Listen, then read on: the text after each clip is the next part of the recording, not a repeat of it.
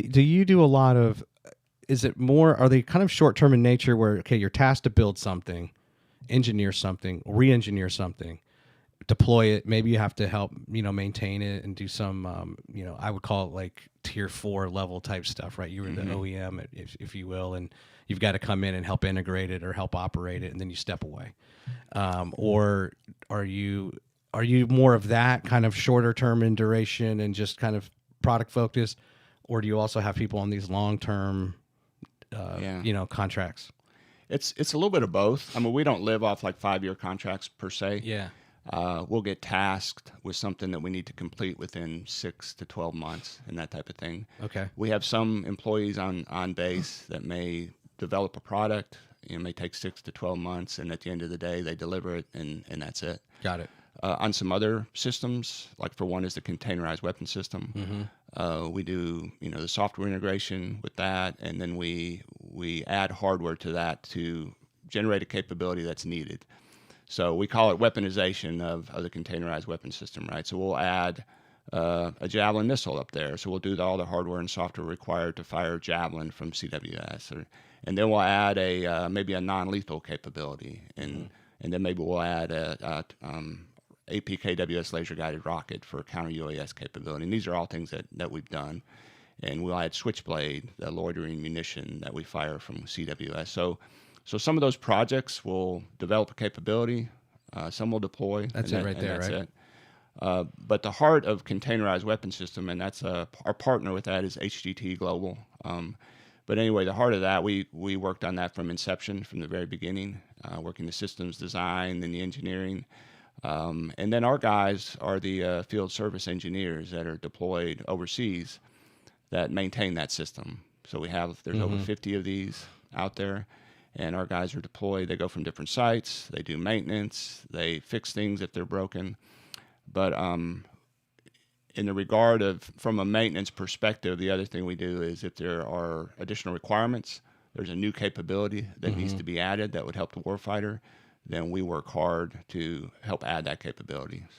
So do these containers, it's, I guess, one thing to protect them from being blown up by an adversary, but is it also just weather related and just in general putting it in a container so that it's just protected from any and all adversarial elements? It's that. From a shipping perspective, you can ship it over as a Tricon. Okay. And then when it gets there, you open it up, and then within a few minutes, it can be operational.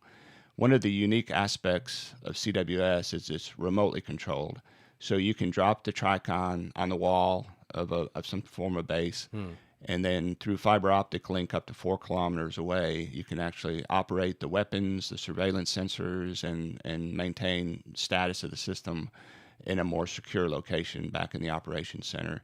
So I think that's one of the huge advantages of the system. It's all battery operated with recharge from either solar recharge or shore power, but the operator themselves are in more of a secure remote location. So that's probably one of the biggest advantages of the CWS.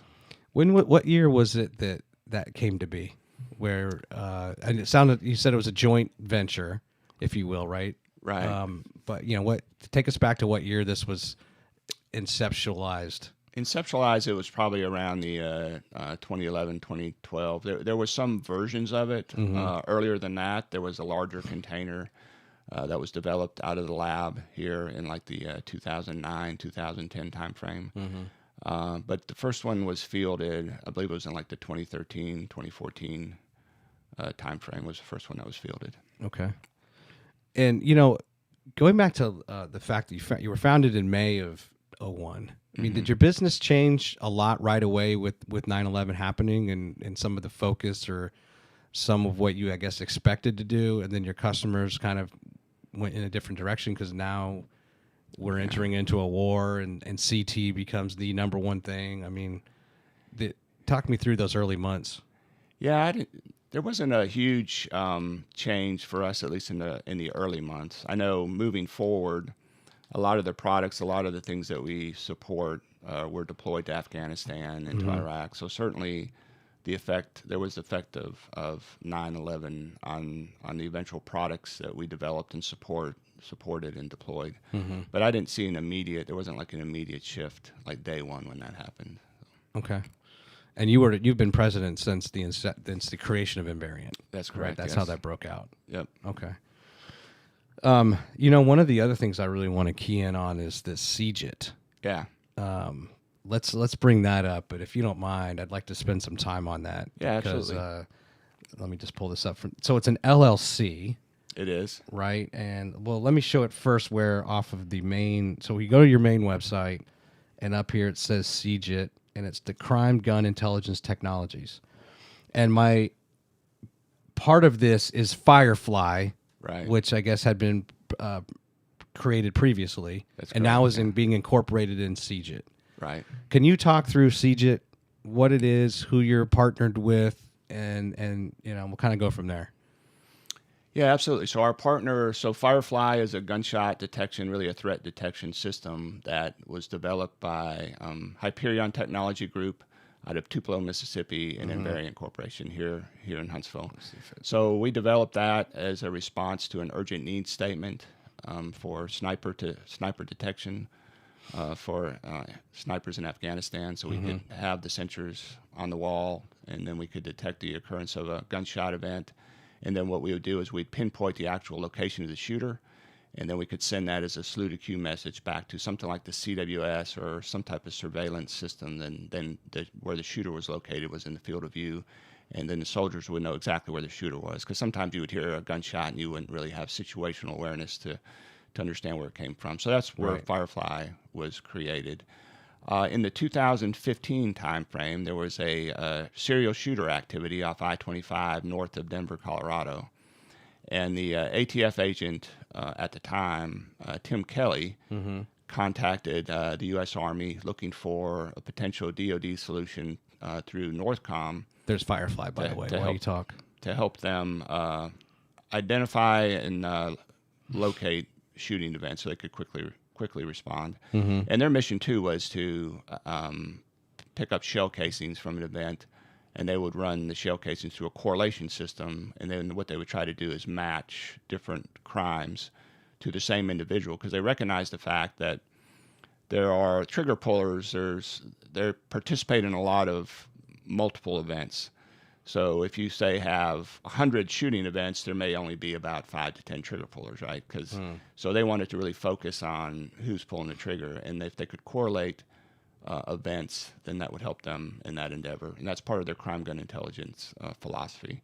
So anyway, that's where we met, got involved with ATF, met Tim Kelly, and after he retired, we formed CGIT LLC, which is a partnership that's partially owned by Invariant and Hyperion Technology Group, and Tim's the president, and he's leading that effort.